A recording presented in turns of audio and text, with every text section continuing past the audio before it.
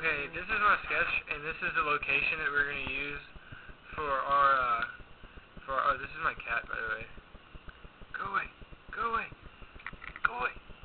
Okay, this is where I was going to, where we're going to go. There's a little, like, porch patio, like, gazebo type thing out and behind the place that we're doing our thing at.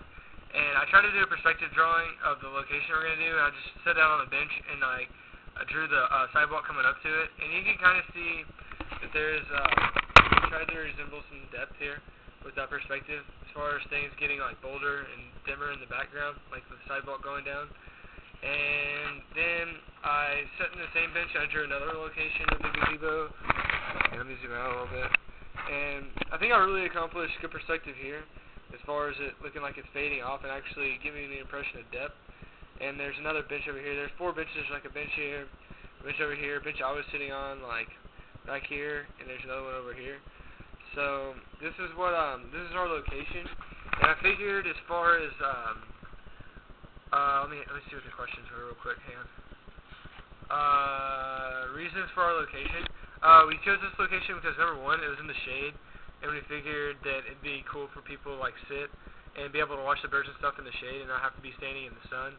And it'd be easier for us to put it up, and I'm sure it'd be good for the birds, hummingbirds that would be eating out of the feeder that they were in the shade. You know, I mean, give them a little cooler. Reasons for materials.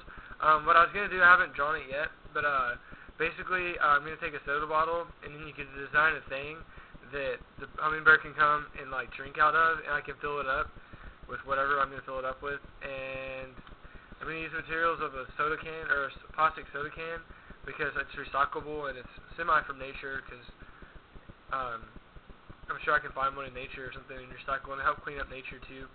And then as far as like interdisciplinary stuff and concepts and different things like that, you can teach a lot of things. You can teach different things using this, like chemistry, like mixing sugar and water, math, like proportions, how much sugar, how much water, things like maybe gravity even, because it's going to be hanging down off one of these rafters.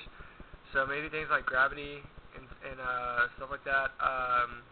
Maybe even a little bit of color, because you can dye your food coloring red, because red attracts hummingbirds. So there's a couple different things and a couple different perspectives you can go from. And I tagged, as far as putting a picture of an piece of art, I don't know who did the piece of art, but I tagged a photo on the Ning site. So if you want to look at that, you can see it. It was a cool design for a birdhouse and a cool design for a petal, like a flower that a hummingbird, you can fill up and a hummingbird can drink out of. I should about cover it. I'm going to tag my research thing, a research piece to it, and that'll be online. So this is my idea for my hummingbird feeder. So.